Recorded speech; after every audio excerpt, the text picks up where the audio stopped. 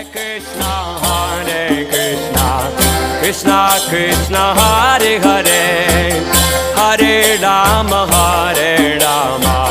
Rama Rama Hare Hare Hare Krishna Krishna Krishna Hare Hare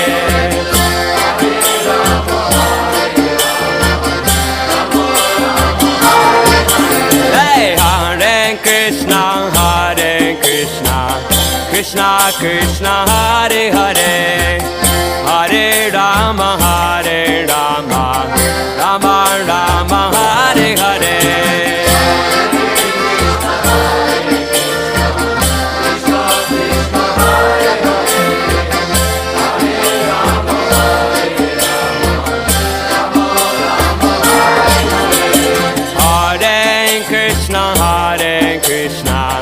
Krishna Krishna Hare Hare Hare Rama Rama Rama Hare Hare Hare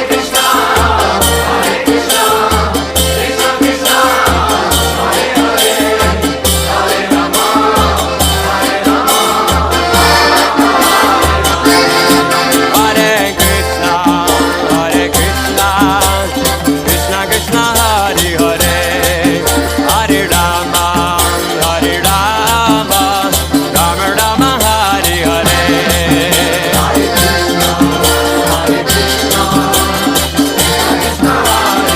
Gaura Hariva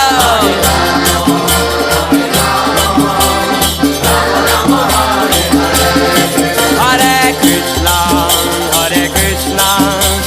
Krishna Krishna Hare Hare Hare Rama Rama Hare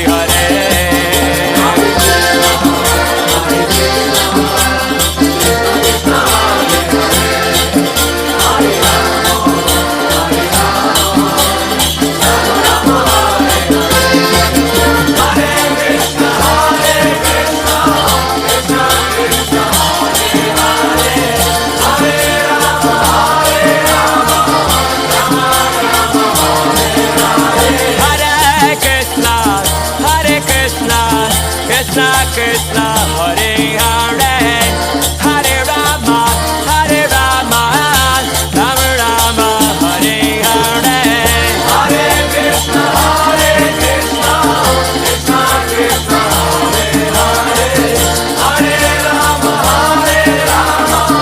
Rama Hare Krishna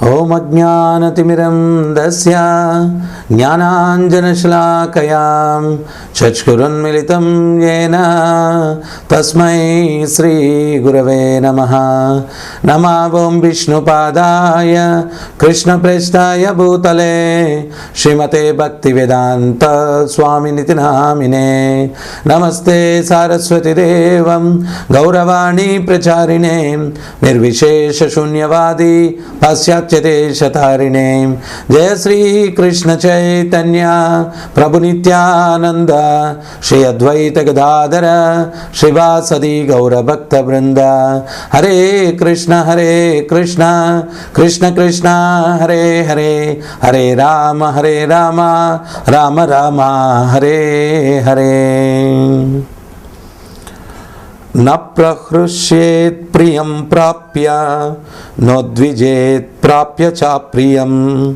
स्थिरबुद्धिरसम्मूढो ब्रह्मविद् ब्राह्मणि స్థితః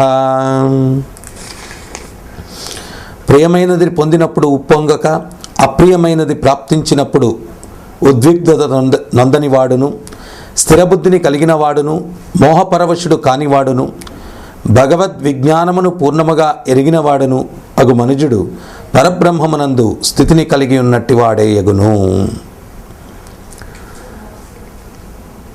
ఇది ఒక రకంగా చెప్పాలంటే స్థితప్రజ్ఞుని యొక్క నిర్వచనం కూడా ఇదేనమాట.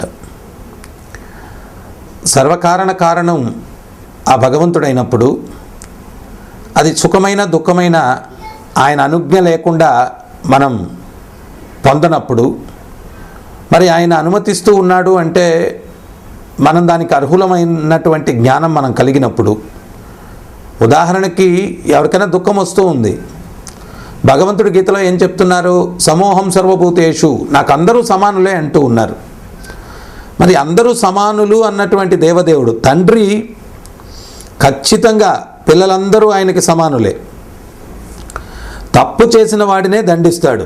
దండించడంలో కూడా ఆ తండ్రికి ఏ రకమైనటువంటి కూడా స్వార్థ చింతన, ద్వేషము, లేకపోతే క్రోధము ఆ బిడ్డ మీద ఏమీ లేదు.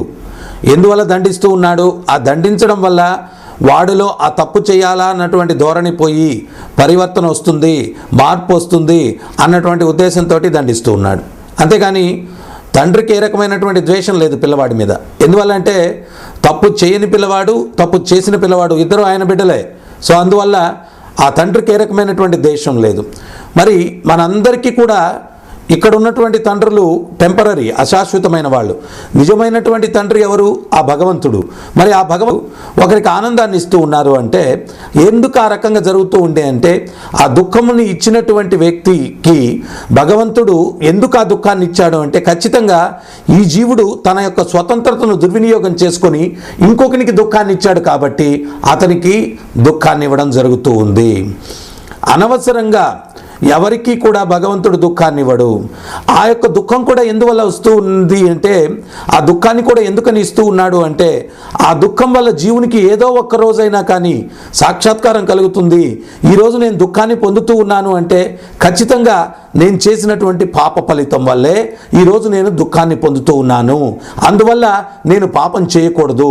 చాలామంది మీరు కూడా గమనించవచ్చు, ఎప్పుడైనా జ్వరం వచ్చింది, లేకపోతే ఇంకోటి వచ్చింది, ఇంకో ఆర్థిక ఇబ్బంది వచ్చింది, ఆ ఇబ్బందులప్పుడు మీలో ఆలోచన కలుగుతుంది, ఈ ఇబ్బందికి కారణం నేనేదో పాపం చేశాను, ఏదో తప్పిదం చేశాను, అందువల్ల నాకు ఈ దుఃఖం వస్తూ ఉంది, ఇంకెప్పుడు అటువంటి చేయకూడదు అన్నటువంటి భావన మనలో కొంచెం కాకపోతే కొంచెమన్నా కలుగుతుంది. అయితే ఈ యొక్క ప్రవాహం యొక్క అయిపోయిన తర్వాత మరలా ఇవన్నీ తర్వాత చూసుకుందాంలే, ఇంకోసారి బాగలేకుండా వచ్చినప్పటి నుంచి మారుదాము అన్నటువంటి మార్పు మనలో. ఎందువల్లంటే మనసు చాలా చంచలమైనటువంటిది. కుక్కతోక వంకర అన్నట్టుగా దబ్బేసి కట్టినప్పుడు అది స్ట్రైట్గా ఉంటుంది, తర్వాత మళ్ళా తీసేస్తే వంకర తిరుగుతుందనమాట. అదే రకంగా మన చైతన్యం కూడా వక్రంగా మారుతుంది. సో అందువల్ల తప్పు చేసినప్పుడు ఖచ్చితంగా ఆ దుఃఖం మనకు వచ్చినప్పుడు తప్పకుండా మనకు తెలుస్తుంది, సాక్షాత్కారం కలుగుతుంది. ఆ శిక్షను భగవంతుడు ఎందుకు ఇస్తున్నాడు, దుఃఖాన్ని ఎందుకు ఇస్తున్నాడు అంటే ఆయన ఉద్దేశం ఏంటి అంటే ఆ వ్యక్తిలో పరివర్తన కలగాల. ఈ పాపం అన్నటువంటిది చేయకూడదు, ఈ పాపం అన్నటువంటి చేయడం వల్ల వేరే జీవులకు కూడా కష్టం కలుగుతుంది. తండ్రి ఒక పిల్లవాడిని సక్రమంగా ప్రవర్తించుకోనటువంటి పిల్లవాడిని ఎందుకు శిక్షిస్తాడు అంటే వాడిలో పరివర్తన కలగాల. ఎందువల్ల అంటే కుటుంబంలో ఒక వ్యక్తి సక్రమంగా ప్రవర్తించకపోతే దాని ప్రభావం కుటుంబం అంతటి మీద కూడా పడుతుందన్నమాట.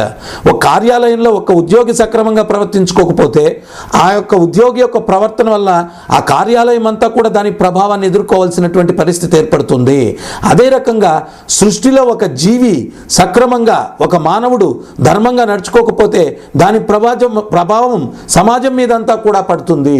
అందుకని చెప్పి భగవంతుడు ఏంటి అంటే ఆ దుఃఖం ఇస్తున్నాడు అంటే మనం ఖచ్చితంగా అర్థం చేసుకోవాల్సింది ఏంటి అంటే ద్వేషంతో కాదు, మనం చేసినటువంటి పాపానికి పర్యవసానంగా భగవంతుడు మనల్ని శిక్షిస్తూ ఉన్నాడు. ఈ శిక్ష నేను అనుభవిస్తే ఇంకా ప్రక్షాళనం అయిపోతుంది, ఇంకా నేనేమి మరలా ఈ యొక్క ప్రభావాన్ని తర్వాత ఎదుర్కోవాల్సిన పరిస్థితి లేదు అని చెప్పి ఆ దుఃఖాన్ని కూడా చాలా పాజిటివ్గా ఆ భక్తుడు స్వీకరిస్తాడు. ఆనందం వచ్చినప్పుడు నిజానికి నేను ఈ ఆనందాన్ని పొందాల్సినటువంటి పరిస్థితి కాదు, ఆ భగవంతుడు కరుణతోటి నాకు ఈ ఆనందాన్ని ఇచ్చాడు అని చెప్పి ఆ యొక్క పరిస్థితిని కూడా ఆ భగవంతునికే అంకితం చేస్తాడు. ఆ ఆనందాన్ని కూడా ఆ భగవంతుని యొక్క అనుగ్రహంతో నేను పొందాను అని చెప్పి అనుకుంటాడు. అదే సమయంలో దానికి స్థిర బుద్ధి కలిగిన వాడు, మనం ఏంటి అంటే మనసు ఒక్కొక్కసారి ఒక్కొక్క రకంగా ఉంటుంది. స్థిరమైన బుద్ధి అన్నటువంటిది చాలా ముఖ్యమైనటువంటి విషయం. ఆ స్థిర బుద్ధి అన్నటువంటిది ఇప్పుడు చూడండి, యువత అయితేనేమి ఎవరైనా కానీ ఆ స్థిర బుద్ధి అన్నటువంటిది లేక అల్లాడుతూ ఉన్నారనమాట. మనసు ఏ గాలి పెడితే ఆ గాలికి జీవుడు వెళ్ళిపోతూ ఉన్నాడు. ఇప్పుడు ఒక మాట అంటాడు, తర్వాత ఇంకొక మాట అంటాడు, తర్వాత ఇంకొక మాట అంటాడు. స్థిరమైన బుద్ధి ఎవరికీ లేదన్నమాట. అందుకని మనం ఏంటి అంటే చరిత్రలో, పురాణాల్లో స్థిరమైనటువంటి బుద్ధి ఉన్నటువంటి వ్యక్తులని మనం ఆదర్శంగా తీసుకునే దానికోసం మనం ప్రయత్నం చేయాలా. మనం చరిత్రలో తీసుకుంటే ధ్రువ అంటే స్థిరమైనటువంటి పట్టుదల కలిగిన వాడు అని చెప్పి నిర్వచనం చెప్తూ ఉన్నారు. స్థిరమైన పట్టుదల, మనలో కూడా పట్టుదల వస్తుంది, కొంచెంసేపు ఉంటుంది, పోతుంది. కానీ స్థిరమైన పట్టుదల అనేదానికి ధ్రువుడు చక్కటి ఉదాహరణ అనమాట. ఎందువల్ల అంటే ఆయనలో పట్టుదల వచ్చింది. వయసు ఎంతో తెలుసా? 5 సంవత్సరాల వయసు.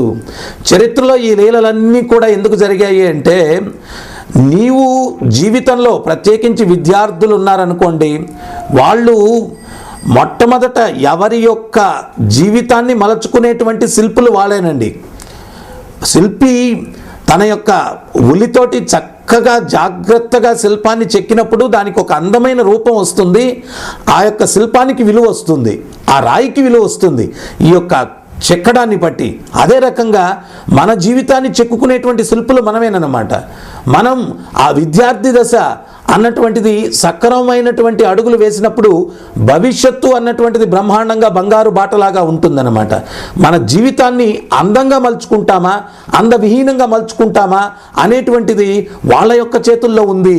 ధ్రువుడు చూడండి, 5 సంవత్సరాల వయసు నుంచి ఆయన యొక్క జీవితాన్ని మనం పరిశీలనతో చూసినప్పుడు ఆయన ఉత్తానపాదుని యొక్క కుమారుడు. ఉత్తానపాదుడు మహారాజుకి 2 భార్యలు ఉన్నారన్నమాట, సురుచి, సునీతి. సునీతి యొక్క కుమారుడు వచ్చి ధ్రువుడు, సురుచి యొక్క కుమారుడు ఉత్తానుడు. వీళ్ళిద్దరూ కూడా బాగా ఆడి అలసిపోయి వాళ్ళు ఇంటిలోకి వచ్చారు. ఇంటిలోకి వచ్చేసరికి చిన్నపిల్లలు ఆడుకున్నప్పుడు మట్టి గిట్టి అంతా కూడా వాళ్ళు అంటుకుంటుందన్నమాట. ఈ సురుచి యొక్క కుమారులు 7 మంది కూడా ఉత్తానపాదుని యొక్క సింహాసనం మీద ఆయన తొడల మీద కూర్చొని ఆనందంగా వాళ్ళు కాలక్షేపం చేస్తూ ఉన్నారు. ఎప్పుడైతే అది చూశాడో ధ్రువుడు, తనకు కూడా కోరిక కలిగింది, అరే నా తండ్రి ఒడిలో నేను పోయి కూడా కూర్చోవాలా అని చెప్పి ఉద్దేశంతో పరిగెట్టుకుంటూ తండ్రి ఒడిలో ఎక్కడానికి ప్రయత్నించాడు. అప్పుడు సురుచి చాలా ఆగ్రహించి ధ్రువుణ్ణి పక్కకు లాగి కిందకు తోసేసిందనమాట. తోసేసి ఏమనింది అంటే, నా గర్భంలో పుట్టుంటే నీకు అటువంటిది, ఆ దేవదేవుడైనటువంటి విష్ణువు కృష్ణుడిని సేవించి ఉండుంటే నువ్వు నా గర్భంలో పుట్టుండేవాడివి అని చెప్పి ఆమె చేదరించుకొని, నీ యొక్క తల్లి సునీతి నీ తండ్రి యొక్క దృష్టిలో ఒక సేవకురాలు లాంటిది, అటువంటి ఆమె బిడ్డ నీ యొక్క రాజు, నీ యొక్క తండ్రి రాజు, ఆయన యొక్క తొడల మీద కూర్చునేదానికి అర్హత లేదు అని చెప్పి ఆ ధ్రువుణ్ణి దూషించి అక్కడి నుంచి తరిమేసిందనమాట. ఏ రకంగా పామును ఎవరన్నా గాయపరిచారనుకోండి, అది బుసలు కొడుతుందనమాట. ఆ రకంగా పుట్టుకతో క్షత్రియుడిగా పుట్టడం వల్ల అంత చిన్న వయసులోనే ఒక పక్క దుఃఖం, ఒక పక్క ఎక్కడ లేనటువంటి ఆగ్రహంతో బుసలు కొడుతూ ధ్రువుడు పరిగెట్టుకుంటూ సునీతి దగ్గరికి వెళ్ళాడనమాట. వెళ్ళి తల్లితో చెప్తూ ఉన్నాడు, అమ్మా ఈ రకమైనటువంటి అవమానం జరిగింది నాకు. మరి ఆమె అంటూ ఉంది, ఏం చెప్పమంటావు నాయన, నేను నిజంగానే ఆ దేవదేవుడైనటువంటి విష్ణువు కృష్ణుడిని సేవించుకోలేదు, అందువల్ల నా పరిస్థితి నీ యొక్క తండ్రి యొక్క దృష్టిలో ఒక సేవకురాలి కన్నా హీనంగా నన్ను భావిస్తాడు, అందువల్ల నీకు ఇటువంటి దుస్థితి పట్టింది. అయినా కానీ నిజంగా నువ్వు ఈ యొక్క దుస్థితి నుంచి ఒక ఉన్నతమైనటువంటి స్థాయికి వెళ్ళాలా అంటే నీ యొక్క సవతి తల్లి సురుచి చెప్పినట్టుగా అందరికీ రక్షకుడు, అందరికీ ప్రభు అయినటువంటి ఆ దేవదేవునికి శరణాగతి పొంది ఆయన అనుగ్రహాన్ని పొందినప్పుడు నువ్వు ఉన్నతమైన స్థానాన్ని చేరుకునేదానికి అవకాశం ఉంది అని చెప్పి ఆమె చెప్తుంది. చెప్తూ ఏమంటుంది అంటే, నాయనా నువ్వు చేసే తపస్య, నువ్వు చేసేటువంటి ధ్యానం ఇవన్నీ కూడా ఇతరులకు కీడు కలగాల అన్నటువంటి ఉద్దేశంతో మాత్రం చెయ్యొద్దు అని చెప్తుందనమాట. అంటే ఇంతకు ముందు రోజుల్లో తల్లిదండ్రులు వాళ్ళే గురువులుగా ఉన్నారనమాట. మొట్టమొదటి గురువులు ఎవరు అంటే తల్లిదండ్రులే. పిల్లవాడికి మార్గదర్శకం ఇచ్చేవాళ్ళు. ఇప్పుడు మనం ఏంటి అంటే ఒక నీతి, ఒక ధర్మం అన్నటువంటిది మనం ఎవరం బోధించట్లేదన్నమాట. ఇప్పుడు విద్యార్థి దశ నుంచి కూడా ఈ కాలక్షేపాలు అయితేనేమి, ఈ వాతావరణం అయితేనేమి, హింస లేకపోతే ఒక చెడు ధోరణి పట్టేటట్టుగా ఉంది. యువత ప్రత్యేకించి ఒక సక్రమమైనటువంటి మార్గదర్శకం లేదన్నమాట. 50% యువత ఈ వ్యసనాలకి బానిసలైపోయి వాళ్ళ జీవితాన్ని దుర్భరం చేసుకుంటూ ఉన్నారన్నమాట. ఈరోజు మీకు తెలుసో తెలియదో, రోడ్డు ప్రమాదాల్లో మరణించే వారిలో 50% యువత అవుతూ ఉన్నారు. వాళ్ళందరూ కూడా మత్తు యొక్క ప్రభావం వల్ల వాళ్ళు మరణిస్తూ ఉన్నారన్నమాట. ఈ రకంగా కాలేజీల్లో క్యాంపస్ల్లో కొట్లాటలకు కూడా కారణం ఏంటి అంటే ఈ యొక్క మత్తు యొక్క ప్రభావం వల్ల ఆ కొట్లాటలన్నీ కూడా జరుగుతూ ఉన్నాయని చెప్పి స్టాటిస్టిక్స్ చెప్తూ ఉందన్నమాట. ఈరోజు ఒక సక్రమమైనటువంటి మార్గదర్శకం అన్నటువంటిది లేదు యువతకి. దానివల్ల వాళ్ళు చెడిపోతూ ఉన్నారు. మొదటి నుంచి స్థిరమైనటువంటి బుద్ధి లేక ఆ యొక్క మనసు చంచలంగా ఉండడం వల్ల వాతావరణం కూడా చెడు మీద ఎక్కువ ప్రోత్సహించేటువంటి వాతావరణం చుట్టూ ఉందన్నమాట. స్థిరమైనటువంటి నిలకడమైనటువంటి పవిత్రమైనటువంటి బుద్ధి చైతన్యం అన్నటువంటిది చాలా అరుదుగా ఉంది. సో ఇక్కడ ఏమైంది అంటే సునీతి ఆ రకంగా ఉపదేశించిన తర్వాత ధ్రువుడు బయలుదేరాడు. ధ్రువుడు ఆయన మధువనం అన్నటువంటి వృందావన అరణ్యంలోకి ఆ దిశగా ఆయన ప్రయాణించి పోతూ ఉన్నాడనమాట. దారిలో పోతూ ఉంటే అంటే ఇక్కడ చూడండి, మనం కూడా ఆ విద్యార్థి దశ నుంచే విద్యార్థులందరూ కూడా ఒక గమ్యం అనేది పెట్టుకోవాలి. ప్రతి ఒక్కడు వాళ్ళ యొక్క శక్తి స్థాయిని బట్టి ఒక గమ్యం అనేది ఉంటుంది. ఆ గమ్యాన్ని చేరుకునేంత వరకు ఆ పట్టుదల అన్నటువంటిది ఉండాలి. ధ్రువుడు చూడండి, నేను పరమోత్కృష్టమైనటువంటిది నా తండ్రి కన్నా పెద్ద రాజ్యాన్ని పొందాలా అన్నటువంటి భావన అంత చిన్న వయసులో పట్టుదల అతనిలో కలిగిందనమాట. దారిలో పోతూ ఉన్నాడు నడుచుకొని. చక్కటి సెలయేర్లు పారుతూ ఉన్నాయి, రకరకాల పండ్ల వృక్షాలు ఉన్నాయి, ఆ పండ్లు విరగ కాసి ఉన్నాయి. కానీ ధ్రువుని యొక్క చైతన్యం చంచలం కావట్లేదన్నమాట. విద్యార్థి దశలో ఉన్నప్పుడు అప్పుడు నువ్వేం చేయాలా? చక్కగా విద్యను అభ్యసించాలా, చక్కని అలవాట్లు నేర్చుకోవాలా. అదే అప్పుడు నువ్వు ఏదైనా తప్పటడుగు వేస్తే, మ్యాథమెటిక్స్ వేసేటప్పుడు సూత్రం తప్పైతే శేషం తప్పు అవుతుంది. ఒక్క తప్పటడుగు వేసావు అంటే దాని యొక్క ప్రభావం అన్నటువంటిది నీ జీవితం మీద అంతా కూడా పడుతుందన్నమాట. ఈ గమ్యాన్ని చేరుకునేదానికి ధ్రువుడు వెళ్తూ ఉన్నాడు. మనం కూడా కాలేజీకి వెళ్తాం, స్కూల్కి వెళ్తాం, మధ్యలో మనల్ని చెడిపేదానికి చాలా ఉంటాయి కార్యక్రమాలు. వాటన్నిటినీ కూడా మనం చూడకూడదు. ధ్రువుడు తపస్సు చేసి ఆ విష్ణువు యొక్క అనుగ్రహాన్ని నేను పొందాలా అన్నటువంటి దృక్పథంతో వెళ్తూ ఉన్నాడు. దారిలో మంచి మంచి ఫలవృక్షాలు కనిపిస్తున్నాయి, కానీ ఆ పండ్లు తినడానికి కండ్లు కూడా తిప్పలేదన్నమాట, మెడ కూడా తిప్పలేదు. చల్లటి నీళ్లు సెలయేరులో పారుతూ ఉన్నాయి. దాహం కూడా తీర్చుకునేదానికి అతను ప్రయత్నం చేయట్లేదు. మనం విద్యార్థులుగా ఉన్నప్పుడు విద్యార్థిగా మనం స్కూల్కి వెళ్తున్నాం, కాలేజీకి వెళ్తున్నాం, మన చైతన్యాన్ని చెడగొట్టడానికి ఎన్నో ఉంటాయి. కానీ ఏకేహ కురునందన, నా గమ్యం ఇది, నేను స్థిరంగా ఉండాలా, ఇవన్నీ కాదు అన్నటువంటి పట్టుదలతోటి మనం వెళ్ళాలా. అటువంటి పట్టుదలను గమనించినటువంటి నారదముని చాలా సంతుష్టుడై, ఇంత చిన్న పిల్లవాడు ఈ అరణ్యంలో నడుచుకుంటూ వెళ్తున్నాడు, భయం లేదు. అతన్ని మామూలుగా చిన్నపిల్లలు ఏదైనా పండు కనిపిస్తుంది పరిగెట్టుకుంటూ వెళ్ళి తినేస్తారు, నీళ్లున్నాయి ఆడుకుంటాం అనుకుంటారు. అరే, ఆ చిన్న వయసులోనే ఇంత పట్టుదల ఉందే వీడిలో అని చెప్పి పరీక్షించాలా అని చెప్పి నారదముని వెళ్ళాడనమాట. వెళ్ళి నారదమునీంద్రుల వారు ఏమంటున్నారు ధ్రువుడితోటి, అరే ధ్రువ నాయనా, ఇదేంటి చిన్నపిల్లలు నువ్వు ఈ వయసులో తిట్టుకుంటారు, కొట్టుకుంటారు, దానికి ఇంత తీవ్రమైనటువంటి నిర్ణయం తీసుకుంటావా? ఏదో తల్లిదండ్రుల మధ్య లాలనా పాలనలో జీవించాల్సింది పోనించి ఇటువంటి కీకారణ్యాల్లోకి వచ్చి ఇక్కడేదో తపస్యలు అది ఇది అని చెప్పి వస్తావా? లేదు నాయన, ఇది సమయం కాదు. అన్నీ అనుభవించిన తర్వాత జీవితం చివరాంకంలో కావాలంటే ఈ యొక్క భగవత్ సాక్షాత్కారం కోసం తపస్సులు చేయడం కోసం రావచ్చు, ఇప్పుడు కాదు, నువ్వు తిరిగి వెళ్ళిపో అని చెప్పి అన్నాడు ధ్రువుడితోటి నారదమునీంద్రుల వారు. మీకు ఒక విషయం తెలుసా అండి, ధ్రువుడు ఎంత గొప్ప ప్రశ్న నారదముని అడుగుతాడో తెలుసా? స్వామి, మీరేమో వృద్ధాప్యంలో వచ్చి భగవత్ సాక్షాత్కారం కోసం నన్ను తపస్సు చేయమని చెప్తున్నారు, నేను చిరుప్రాయంలో మరణించను అన్నటువంటి గ్యారంటీ మీరేమైనా ఇవ్వగలరా అని చెప్పి అడుగుతాడు నారదముని. ఈ చిరుప్రాయంలో నేను మరణించను అన్నటువంటి గ్యారంటీ మీరేమైనా ఇవ్వగలరా? అప్పుడు నారదముని ప్రసన్నుడైపోయి, శభాష్, నీ అంత గొప్పవాడు, నేను ఇంత చిన్న వయసులో ఇంత పట్టుదల కలిగినటువంటి వాడిని నిన్నే చూస్తూ ఉన్నాను అని చెప్పి నారదముని ఏం చేస్తాడు అంటే ఆ భగవంతుని యొక్క దివ్య నామాన్ని ఉపదేశం చేస్తాడు. ఓం నమో భగవతే వాసుదేవాయ. ఈ యొక్క మధువనానికి వెళ్ళి ఆ యమునా తీరంలో ఆ భగవంతుని యొక్క నామాన్ని ఉచ్చరిస్తూ ఆయన యొక్క అనుగ్రహం కోసం నువ్వు ప్రయత్నం చేయమని చెప్పి ఆయన కమలహస్తాలతో ఆశీర్వదించి ధ్రువుణ్ణి సాగనంపుతాడు అక్కడి నుంచి.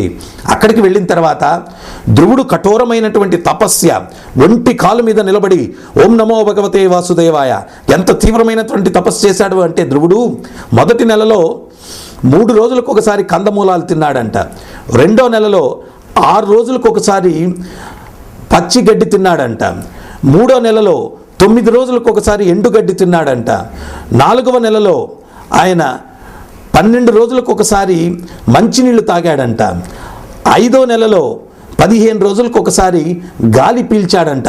6వ నెలలో గాలిని కూడా బంధించాడంట ఆ భగవత్ నామ స్మరణ చేస్తూ. అంత తీవ్రమైనటువంటి కఠోరమైనటువంటి తపస్సును ధ్రువుడు ఆచరించాడనమాట. అప్పుడు అంత తీవ్రంగా ఆయన తపస్సు ఆచరిస్తూ ఉంటే బ్రహ్మ దగ్గర నుంచి సర్వదేవతలకు భయం పట్టుకునిందంట. అంటే అరే, ఇంత చిన్న వయసులో ఇంత కఠోరమైన తపస్సు చేస్తూ ఉన్నాడు అంటే ఎవరి యొక్క పొజిషన్ లాగేసుకుంటాడో ఈ ధ్రువుడు అని చెప్పి వాళ్ళందరూ కలత చెంది వాళ్ళందరూ కూడా మాట్లాడుకొని ధ్రువుని యొక్క తపస్సును భంగం చేయడానికి ప్రతి ఒక్క దేవత, అగ్ని దగ్గర నుంచి, సూర్యుడి దగ్గర నుంచి, వాయువు దగ్గర నుంచి, వరుణుడి దగ్గర నుంచి ప్రతి ఒక్క దేవత వచ్చి, అరే పులి వచ్చేస్తుంది నిన్ను మింగడానికి ధ్రువ అన్నాడు.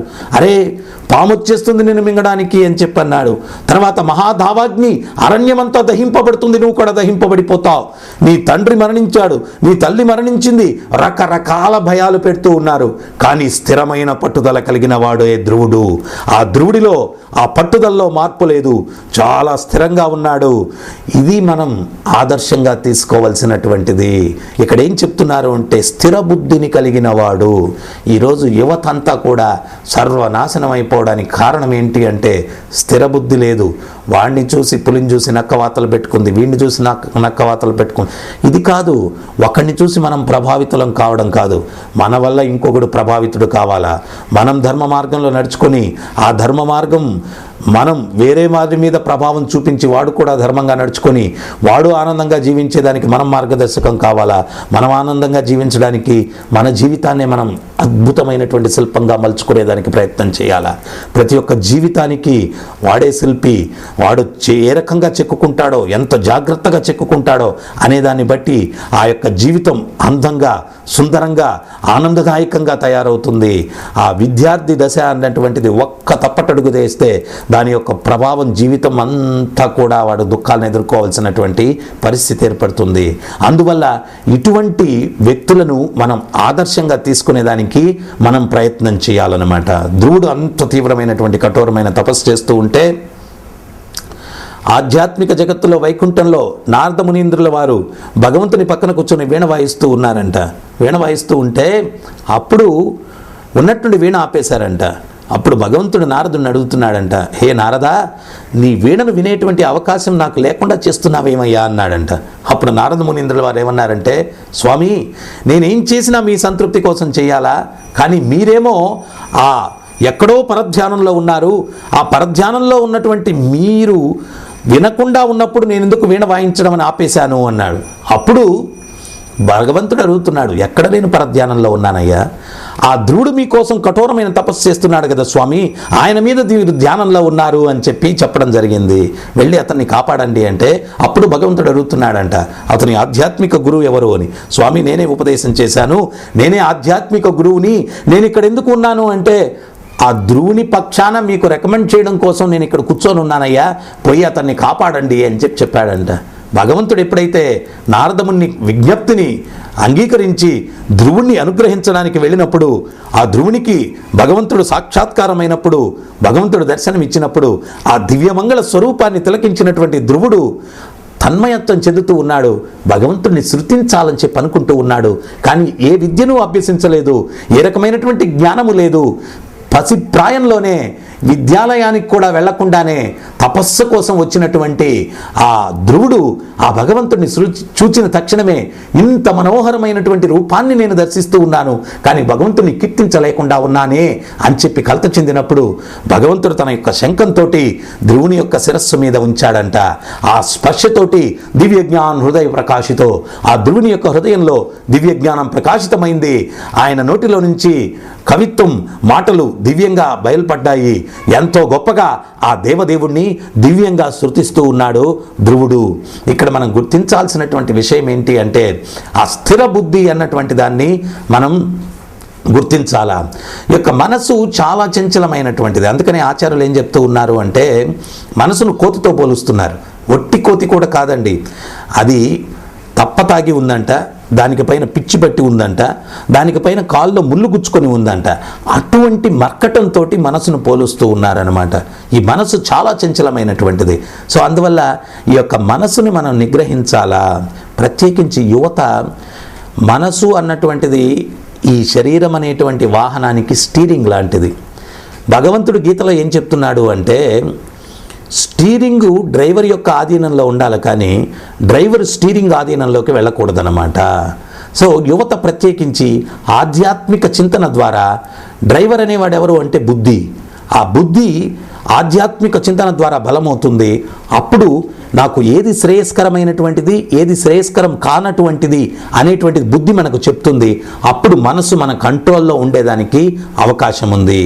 యువత ఎప్పుడైతే ఆధ్యాత్మిక చింతనలో నీతి, ధర్మం, భగవత్ సందేశం ఇవన్నీ వింటారో వాళ్ళలో బుద్ధి బలంగా ఉంటుంది. ఆ మనసు చంచలంగా ఉన్నప్పుడు కూడా దాన్ని నిగ్రహించి సక్రమమైనటువంటి మార్గంలో వాళ్ళు వెళ్ళి సక్రమమైనటువంటి విజయాలను సాధించేదానికి అవకాశం ఉంది. ప్రాపంచికంగా ఉన్నప్పుడు ప్రాపంచిక విజయాలుతో పాటు మనుష్య జీవితమైనటువంటి పరమార్థం కూడా తెలుసుకోవాలా.